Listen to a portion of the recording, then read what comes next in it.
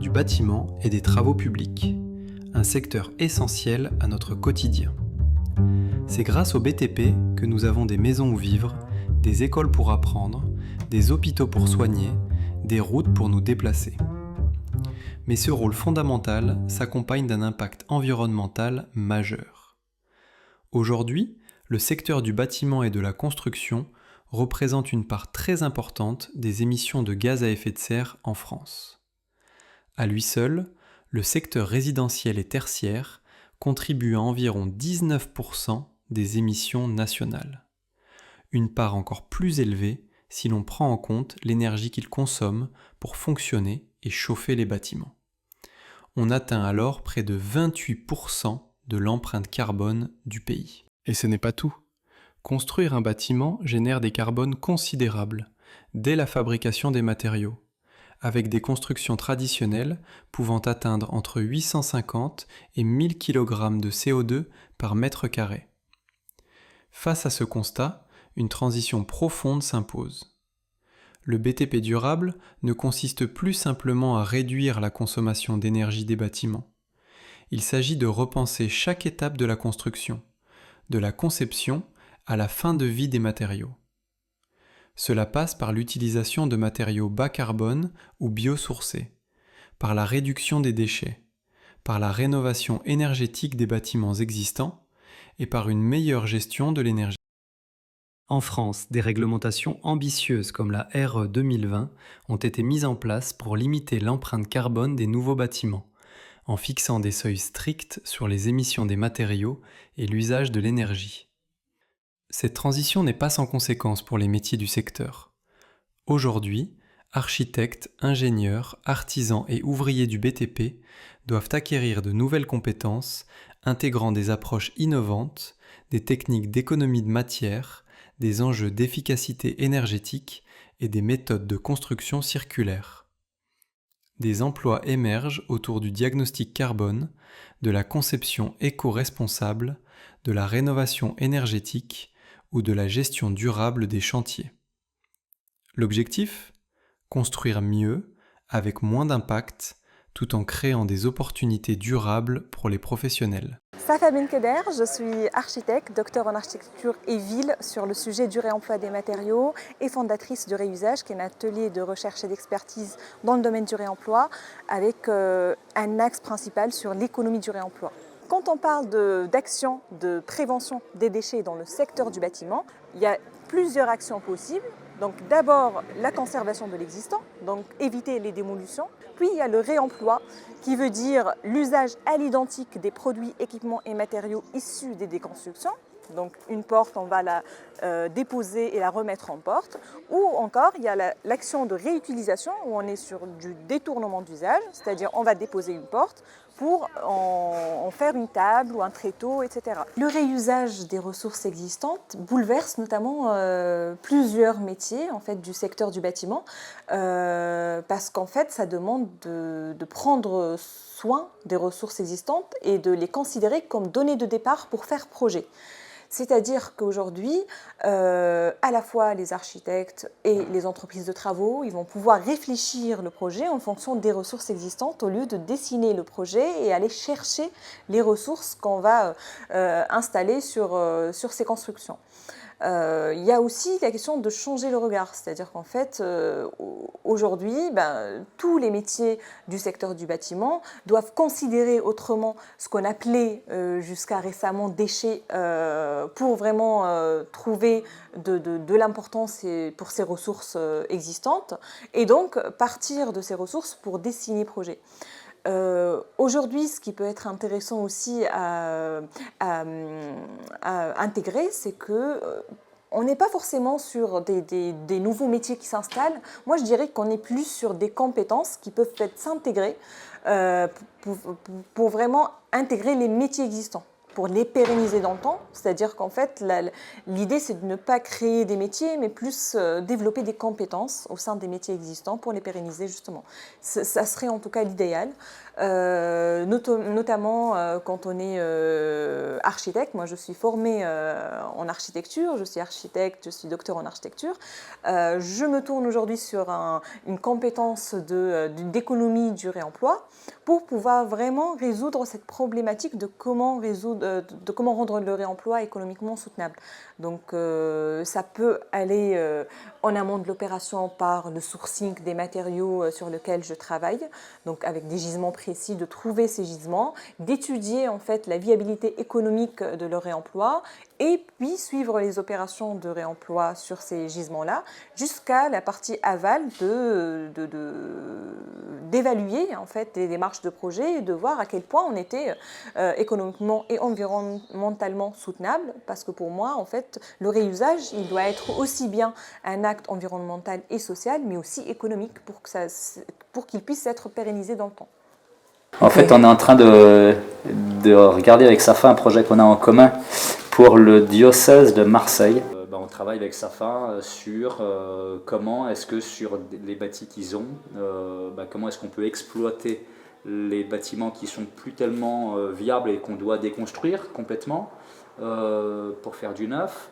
Comment est-ce qu'on peut réinjecter des matériaux qui existent sur site et les remettre dans un projet mixte en gros, parce qu'ils ont pas mal de projets mixtes quoi, entre ils ont des bâtis qui existent et qui sont bien comparables, puis ils ont aussi des endroits où ils peuvent construire un petit peu de bâtiments neufs, et ces bâtiments neufs qu'ils font, là on travaille sur des maisons en bois et paille. Il y a plein de matériaux qui étaient dans les bâtiments qui sont déconstruits et replacés ailleurs. Mais on a aussi quelque chose de bête, mais le premier matériau comme le premier déchet dans le bâtiment, enfin un des premiers déchets en termes de volume dans le bâtiment, c'est quand on fait les terrassements des fondations, on sort beaucoup de terre, et cette terre-là, souvent, elle est balancée en décharge, on ne sait pas quoi en faire. Et un des gros enjeux de la construction, du monde de la construction, c'est de réutiliser cette terre. Et d'ailleurs là on a un bon exemple sur les murs d'ici là, puisqu'on a utilisé une terre locale là pour l'appliquer en enduit sur des murs de ce bâtiment là. Donc on va faire pareil là-bas. L'idée c'est qu'on a on a peut-être 50 mètres cubes de terre qu'on va sortir, et on est en train de réfléchir sur où la mettre. Le monde de la construction évolue, c'est-à-dire qu'il y a beaucoup plus de travail collaboratif qu'avant. Il faut que les architectes aient l'agilité nécessaire pour remettre en question un dessin qu'ils avaient, une conception qu'ils avaient, ils voyaient une image qui leur plaisait pour construire leur bâtiment.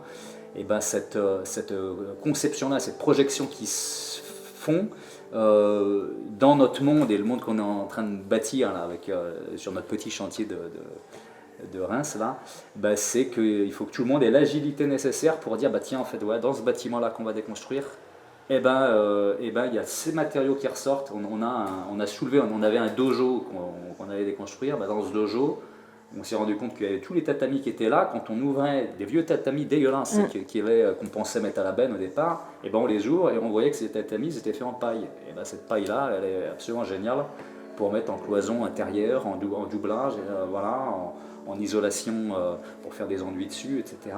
On s'est rendu compte que sous les tatamis, je pensais que c'était un plancher dans un sale état. Il s'avère que c'est un plancher bois c'est un parquet massif qui est dans un état absolument génial. Et ce parquet-là, on va le prendre et puis on va le remettre à un endroit où on avait prévu de mettre un carrelage graisse cérame qu'on aurait acheté dans un fournisseur point P local. C'était pas là on se passe de ça. On se passe le transport nécessaire parce que le matériau il est là, il est sur place et on va le remettre en revêtement de sol au même endroit. Donc c'est du réemploi in situ, ce qu'on appelle. Donc c'est toute une réflexion de dire tiens, ce qui est là peut être gardé si le matériau est bon et si on en trouve un usage intéressant. Mais tout ça nécessite effectivement beaucoup d'agilité de la part de l'équipe. Tout à fait. De l'archi en premier, et puis mine de rien du donneur d'ordre, le client final. si on n'a pas une idée très très précise du coût du réemploi de ces gisements, on n'arriverait pas vraiment à les mettre en œuvre parce qu'en fait, on ne va pas dessiner avec une donnée d'entrée qui est les gisements disponibles. On va continuer à dessiner avec une connaissance limitée des matériaux qu'on va mettre en œuvre et donc on va pouvoir se sourcer mais plutôt en aval. Donc ça peut créer des freins sur la logistique, l'adaptation, la quantité des gisements disponibles, etc.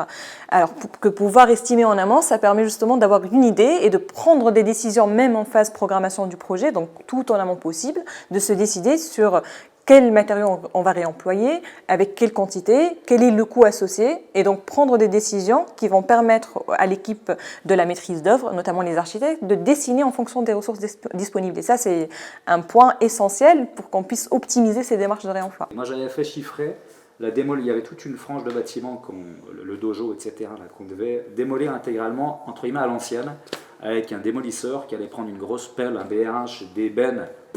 On allait tout mettre dedans, on allait envoyer en décharge. Et en gros, il y en avait pour 30 000 € pour faire ça. Et ben, on a travaillé avec une entreprise partenaire là, de notre projet Coété, enfin, on va peut-être en parler maintenant, mais qui s'appelle Recycle Avenir, qui est spécialisée dans la déconstruction sélective. Et déconstruction sélective, en gros, c'est de dire, tiens, on doit déconstruire ce bâtiment. Comment est-ce qu'on peut le faire? L'éplucher le bâtiment pour dire tiens, ça on prend en garde, ça va aller dans cette filière-là, ça pourrait être utilisé ex situ sur un autre chantier, etc. Donc cette entreprise a fait le travail de déconstruire l'intégralité de ces 30 000 € dans une version déconstruction sélective. Il m'a envoyé le devis hier et le devis est de 30 000 €. Le même prix que si on avait fait ça à la, au VH, enfin, avec des gros engins, etc. 30 000 €. Et ce qui est assez chouette, c'est que dans ces 30 000 €, comme il fait une déconstruction sélective, il va trier tous les matériaux et il va les stocker. On a de la place d'avoir de la place là-bas, des zones qui ne servent pas à grand-chose.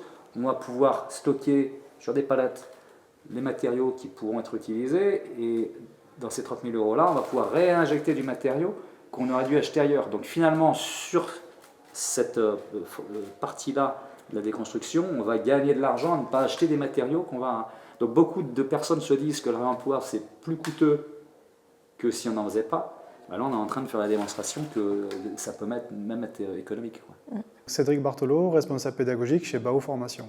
Alors BAO Formation est né en 2005 à l'initiative d'Actavista qui fait des chantiers d'insertion sur de la restauration du patrimoine.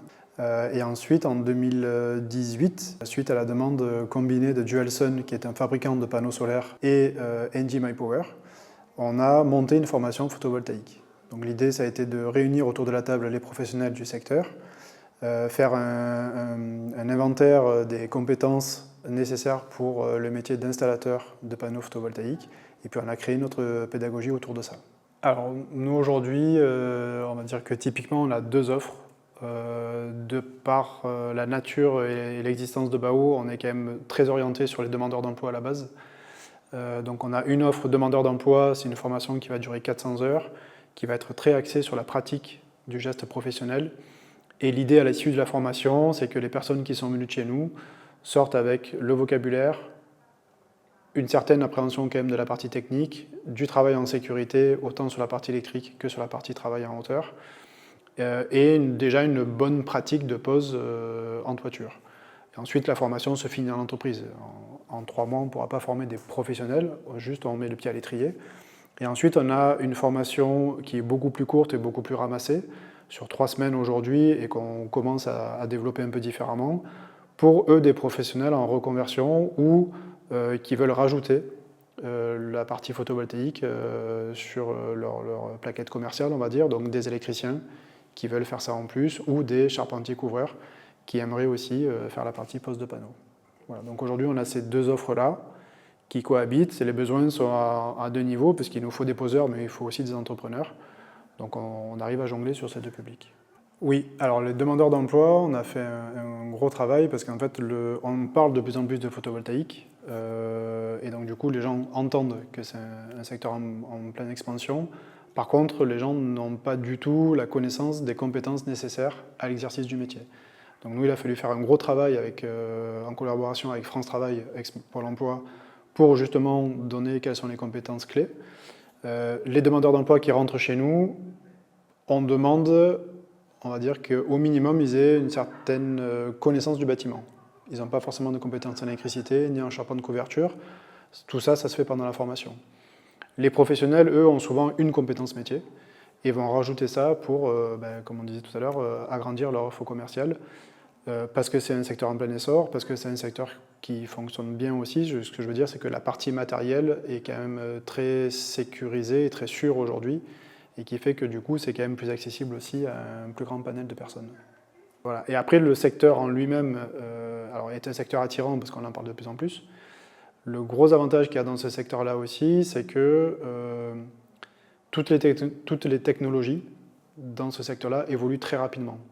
Il y a de plus en plus d'applications qui permettent aux clients de vérifier, de voir tout ce qui se passe chez eux à tout moment, etc. Donc c'est aussi un secteur du bâtiment, mais il y a cet aspect technologique qui va plaire aussi à tous les gens qui ont une passion, ou en tout cas qui aiment bien l'informatique, les applications, la communication, etc.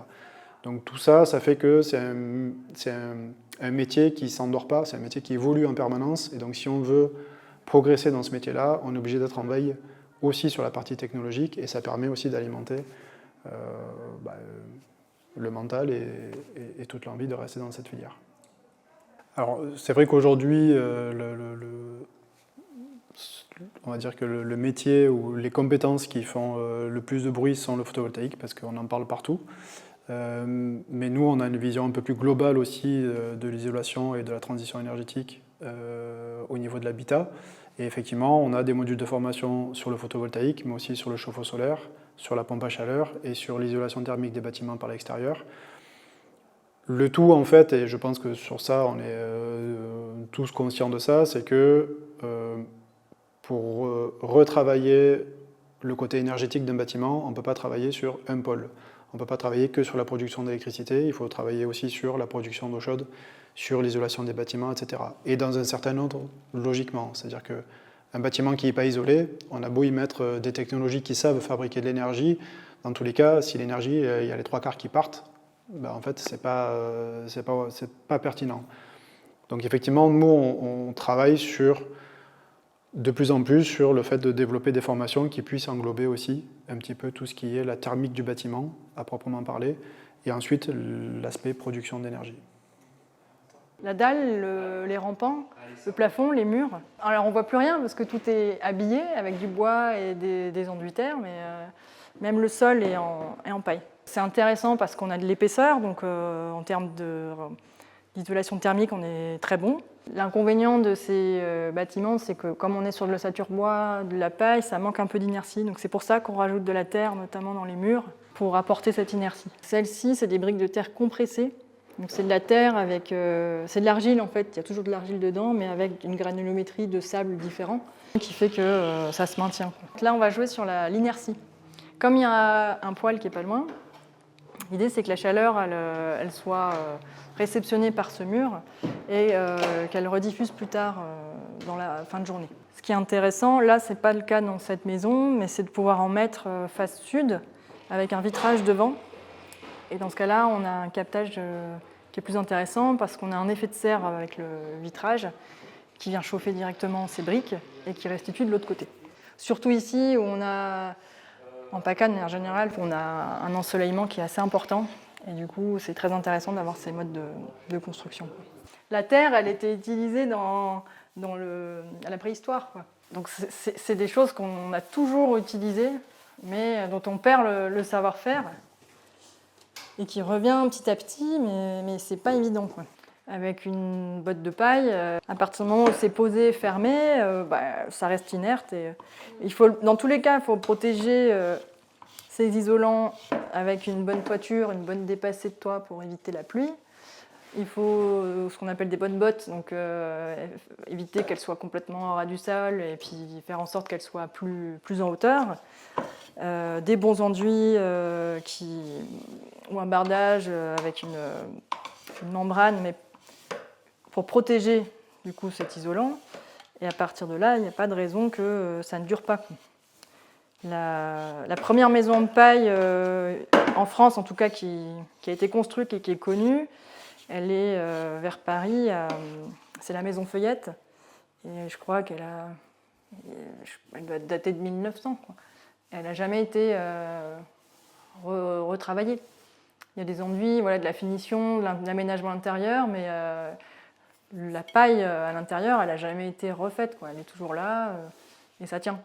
Donc un bâtiment bien conçu, bien construit, avec ces matériaux-là, il peut tenir, quoi. Pour la durée pas la durée de vie, la transformation fin de vie. En fait, on peut la réutiliser et la mettre dans le jardin, l'épandre, ça ne posera pas de problème pour l'environnement, quoi. Une chaux, c'est pareil, quand elle a fait sa prise, elle redevient de la roche, donc c'est inerte. Donc on peut aller la stocker ailleurs, ça ne posera pas de soucis.